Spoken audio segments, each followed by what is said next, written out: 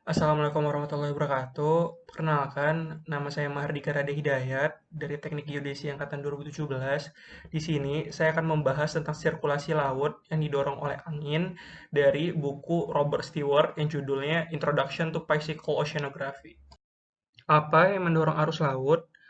Menurut Harold Sveldrup pada tahun 1947 menunjukkan sirkulasi dari lautan berhubungan langsung dengan lengkungan tekanan angin. Menurut Henry Stommel pada tahun 1948 menunjukkan sirkulasi itu karena gaya Coriolis bervariasi dengan garis lintang.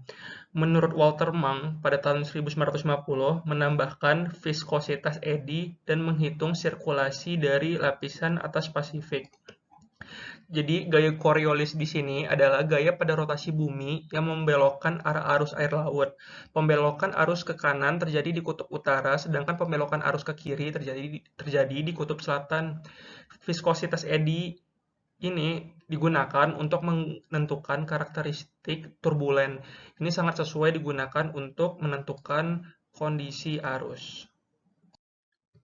Di slide ini adalah teori Sverdrup. Sverdrup menganalisis pengamatan arus ekuator. Dia menemukan, yaitu menghubungkan tegangan angin dengan mengangkut massa di dalam laut bagian atas. Sverdrup mengasumsikan bahwa alirannya adalah stasioner dan gesekan dalam momentum persamaan kecil. Dia juga berasumsi bahwa sirkulasi yang digerakkan oleh angin lenyap pada kedalaman tanpa gerakan.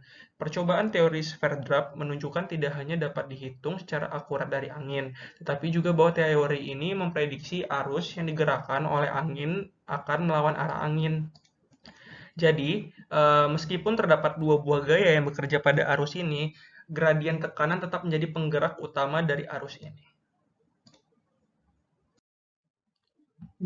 Dari gambar ini digunakan teori Sverdrup. Jadi, aliran internal di laut bersifat geostropik dan terdapat kedalaman seragam tanpa gerakan. Arus geostropik merupakan arus laut yang timbul akibat adanya keseimbangan antara gaya gradien tekanan dengan gaya Coriolis. Seperti yang saya bahas di slide 1 tadi, gaya Coriolis itu adalah gaya pada rotasi bumi yang membelokkan arah arus air laut. Gambar ini adalah arus di Pasifik Timur dihitung dari teori Sverdrup menggunakan tegangan angin tahunan rata-rata. Jadi hasilnya berasal dari pengabaian gesekan yang akan terjadi.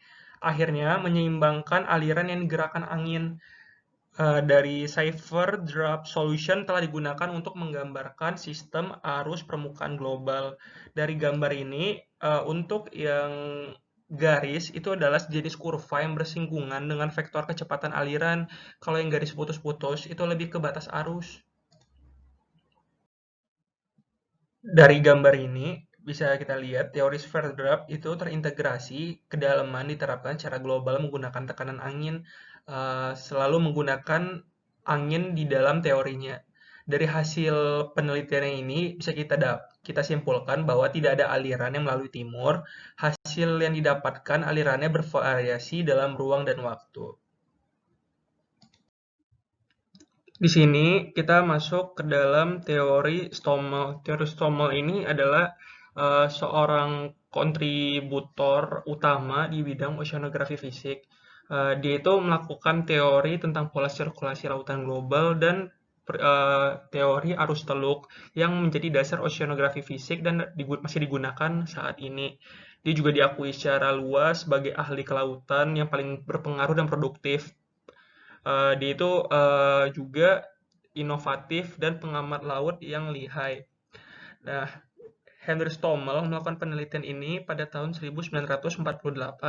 Pada saat yang sama dengan Sverdrup mulai memahami sirkulasi di Pasifik Timur, sedangkan Stommel melakukan penelitiannya di batas barat. Stommel ini melakukan penelitian 1 tahun setelah Sverdrup. Karya Sverdrup dan Stommel menghasilkan sirkulasi angin di seluruh cekungan. Arus laut terkonsentrasi di atas lautan, padahal tidak barotropik dan tidak bergantung pada kedalaman. Barotropik di sini adalah di mana permukaan tekanan konstan dan permukaan densitasnya konstan. Di slide ini terdapat gambar aliran. Fungsi aliran ini untuk aliran dalam sebuah cekungan yang dihitung oleh Stommel. Di gambar yang kiri, arus untuk bak yang tidak berputar atau aliran untuk bak dengan putaran yang konstan. Yang kanan mengalir saat berputar bervariasi. Walter Mang. Walter Mang adalah ahli kelautan fisika Amerika. Beliau ilmuwan pertama yang membawa metode statistik untuk analisis data oceanografi. Terkenal menciptakan bidang penelitian yang bermanfaat dan terus dieksplorasi oleh ilmuwan lain. Eh, Beliau bekerja pada masalah sirkulasi laut yang digerakkan oleh angin. Terus juga beliau menemukan arus berdasarkan pola angin yang diamati, termasuk dua jenis gesekan. Yang pertama, gesekan horizontal. Gesekan horizontal antara massa air yang bergerak dengan kecepatan berbeda. Dan gesekan dari gradien, yaitu kecepatan vertikal di lapisan atas samudra. Bisa disebut lapisan Ekman. Walter Mang memprediksi 5 pusaran laut utama dengan arus cepat dan sempit di barat yang mengalir ke kutub dan arus yang lebih luas dan lebih lambat di timur mengalir menjauh dari kutub.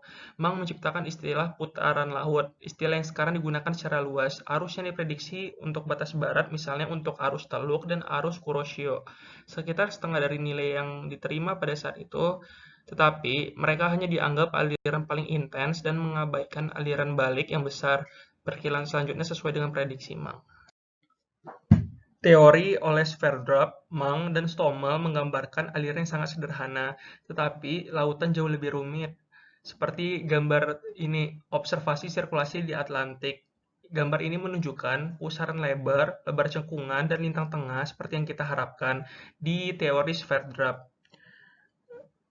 Arus teluk melengkapi pilin. Di utara, pusaran subpolar mencakup Labrador saat ini. Sistem arus khatulistiwa dan arus berlawanan ditemukan di lintang rendah dengan aliran yang mirip dengan di Pasifik. Namun perhatikan, arus lintas khatulistiwa yang kuat di barat yang mengalir di sepanjang pantai timur laut. Arus Labrador ialah arus di Samudra Atlantik Utara yang mengalir dari Samudra Arktik ke selatan sepanjang pesisir Labrador. Dari ketiga teori tadi, teori Sverdrup, teori Stommel, dan teori Mang, bisa kita simpulkan. Yang pertama, teori arus geostropik yang digerakkan oleh angin pertama kalinya.